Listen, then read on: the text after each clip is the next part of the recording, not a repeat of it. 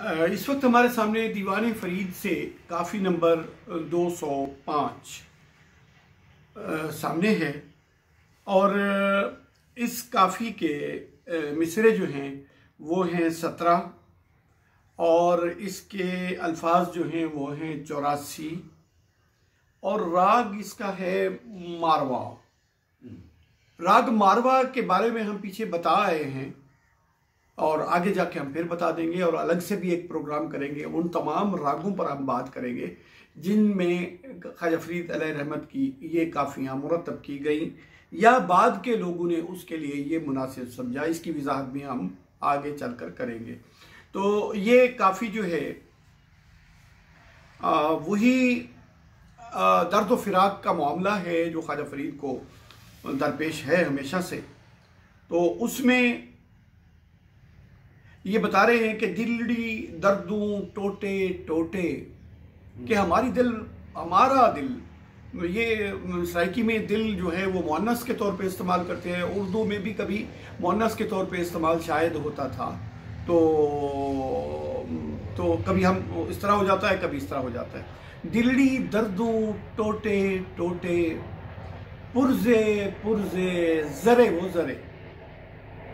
अब इसमें जरे वो जरे ये उस राग पर चूंकि इसकी तरतीब है तो इसलिए उन्होंने आखिर में इसको इस्तेमाल किया है। अब ये याद रहे कि यहाँ पर जरे वो जरे ये तो है ज़र्रात में तब्दील हो जाना। अब इसी जरे वो जरे को थोड़ी आगे चल के फिर इस्तेमाल करते हैं खालिद साहब, लेकिन इसके फौरन बाद दूसरा काफिया भी यही है लेकिन दूसरे मायने में है। और इश्वे गमजे नाज निहोरे नखरे टखरे जोरे तोरे कि इश्वे हैं उनके यानी इशारात हैं, उनके रमज है, उनकी अदाएँ हैं, उसमें एक नखरा है, नाज है, अंदाज हैं उसमें और ये नखरे टखरे हैं उसमें, महबूबाना अदाएँ। और जोरे तोरे, जोरे तो हो गया ज़बरदस्ती से और तोरे क्या होता है? ये तोरे के पीछे एक बड़ा, इस लफ्ज़ के पीछे एक बड़ी पस मंज़र है बड़ा तवील कि ये लफ्ज़ तौरा जो है, तौरात जिसे हम कहते हैं, तौरा भी यही लफ्ज़ है तौरा। वो भी आप देखें तो वो क्या है, वो 10 कमांडमेंट्स हैं, वो ऑर्डर्स हैं 10 जो भेजे गए थे ऊपर से, हज़रत मूसा के पास थी किताब वो। तो उसमें जो है तोरा कहते हैं जवाबित को, और ख़ास तौर पे सराइकी में इसका इस्तेमाल यूँ होता है कि अपनी मर्जी के कवानीन जो किसी के पाबंद ना हो, कि महबूब जो है वो अपनी मर्जी का पाबंद है, वो अपनी मर्जी नाफिज करता है, ज़बरदस्ती से किसी को खातिर में नहीं लाता। इसको कहते हैं तोरा। जोरे तोरे खून करें दे जरे वो जरे। अब पहला जरे जरे जो है वो है पारा पारा। अब दूसरा जर्रे जर्रे जो है वो है लम्हा ब लम्हा, थोड़ी थोड़ी देर के बाद, एक के बाद एक, जरे वो जरे अभी करके बैठता है और फिर उसकी अदाएँ जो हैं हमें लम्हा ब लम्हा हमें खून में नहला देती है। आपे अपना सूहा की तो आपे अपनी चाहते नी तो हुण क्यों थी दी परे वो परे। क्या महबूब आप ही ने तो हमें अपना वाकिफ किया था, हमें तो इन सारी चीज़ों से कोई ताल्लुक ही नहीं था, आपने ही करम फरमा के अपने खाते में हमें लिख लिया था, अपना सुहा किया, हमें आपने अपना ही वाकिफ खुद कराया था और आपे अपनी चाहते नहीं तो फिर खुद ही आप हमें अपने उस ठिकाने पर भी ले गए जहां आप थे, वहां बारा में भी ले गए। यानी जो भी हमें उरूज मिला, जो भी हमें कुर्ब मिला वो आपकी वजह से ही तो अता हुआ था। और हुण क्यों थी नहीं परे वो। अब क्या हो गया है, क्या अब हमसे आप दूर ही दूर जा रहे हो, हटते जा रहे हो, हमें दूर हटाते जा रहे हो।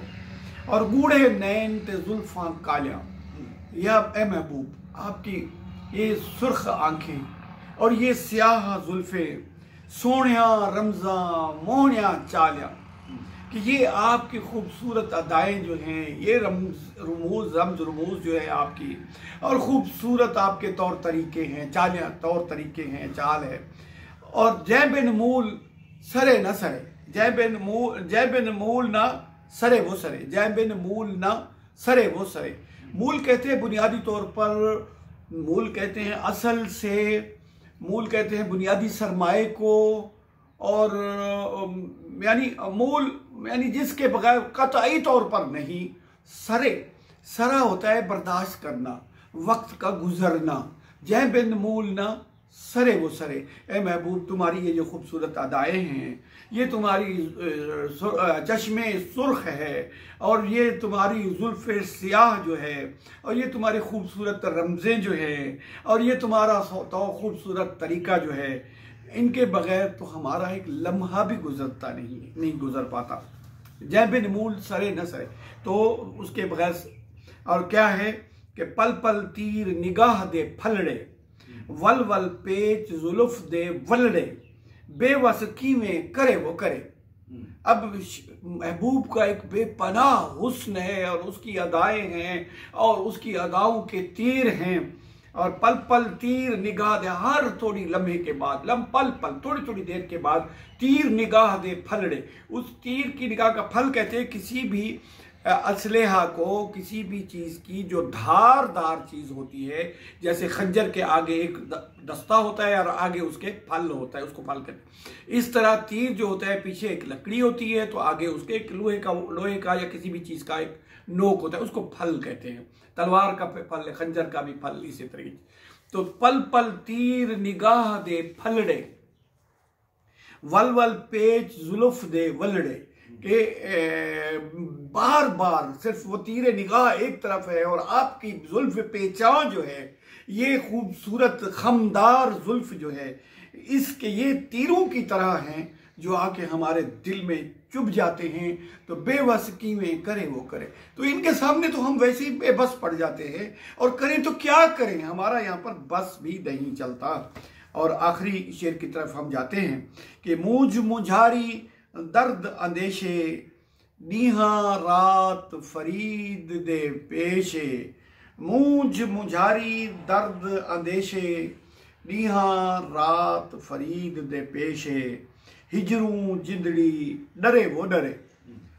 अब मूंझ के बारे में हम पीछे भी बताए हैं, और एक दफ़ा फिर बताते हैं कि मूंझ एक ऐसा खूबसूरत लफ्ज़ है जिसका मुतबादिल कम अज़ कम हमें तो नहीं मिला।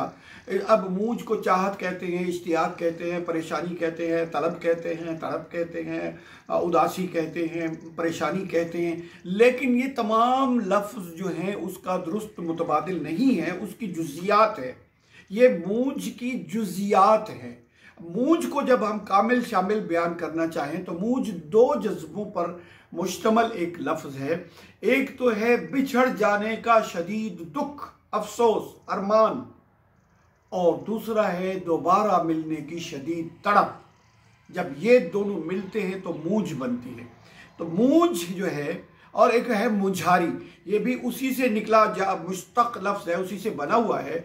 मुझारी कहते हैं बुझ जाने को, हवास बाख्ता हो जाकर बैठकर कुछ ना करने पाने, कुछ ना कर पाने को, और बिल्कुल ही सिमट सुकड़ जाने को, और दिल गिरफ्ता होकर बैठ जाने को कहते हैं मुझारी। एक कैफियत है। मूझ मुझारी दर्द अंदेशे, नीहा रात फरीद दे पेशे, हिजरूं जिंदड़ी डरे वो डरे। और ये अंदेशे हैं, खदशे हैं कि कहीं फिर मुस्तकिल तौर पे ना बिछड़ जाए और महबूब हमें यकसर नज़रअंदाज ही ना कर दे। इस तरह से काफ़ी नंबर 205 अपने इख्तिताम को पहुँची।